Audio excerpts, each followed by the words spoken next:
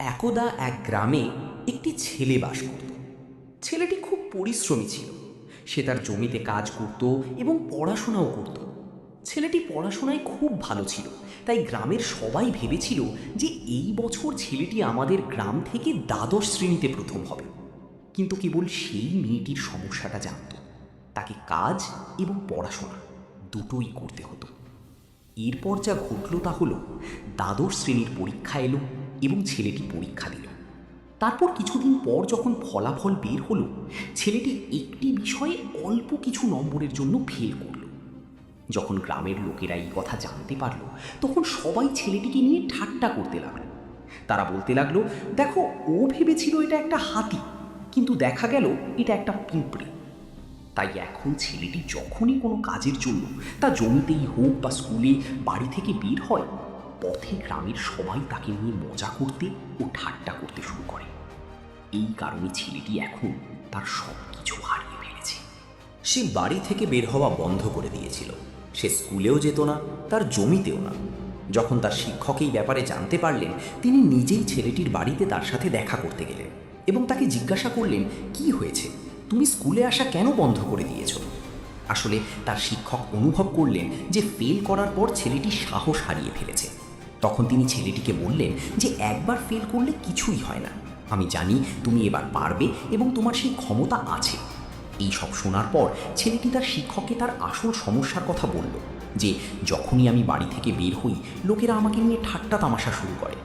তখন ছেলেটি তাদের সব কিছু বলতে শুরু করলো।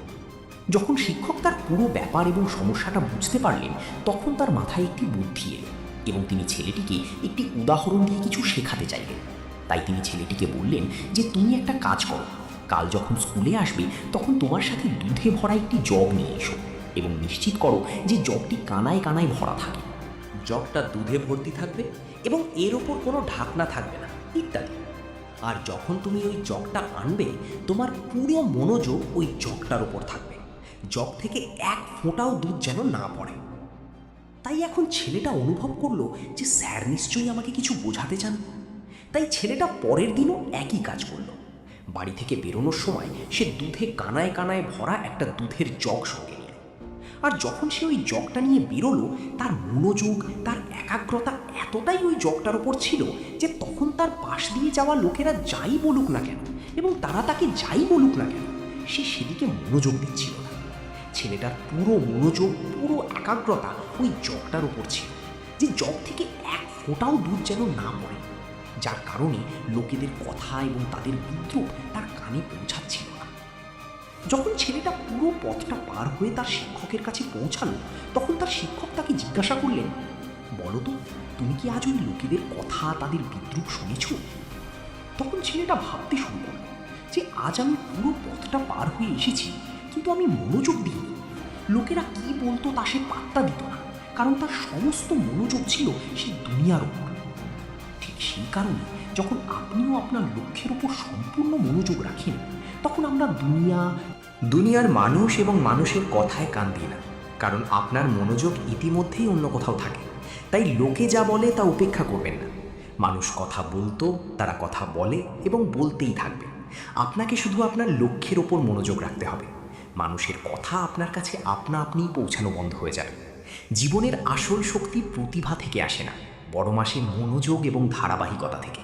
প্রত্যেক ব্যক্তির চারপাশে এমন মানুষ থাকে যারা কিছু না কিছু বলবে, কখনো প্রশংসা, কখনো সমালোচনা, কখনো ঠাট্টা। কিন্তু সত্যিটা হলো, দুনিয়ার কথাবার্তা কখনো থামে না। আমাদের শুধু সিদ্ধান্ত নিতে হবে কোন কথার প্রতি মনোযোগ দেব।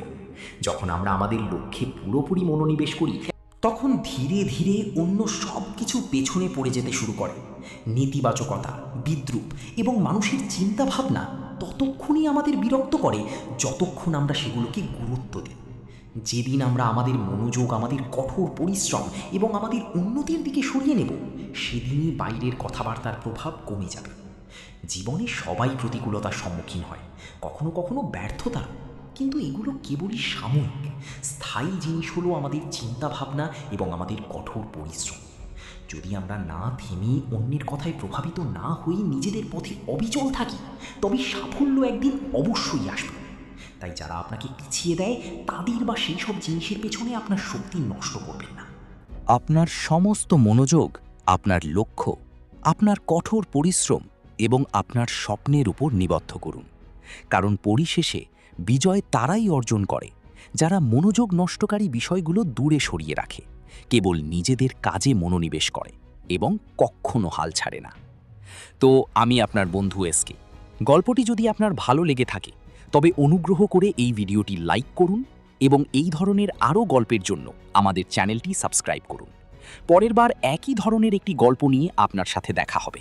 তাই ধৈর্য ধরুন, কৃতজ্ঞ থাকুন এবং জীবনে এগিয়ে চলুন।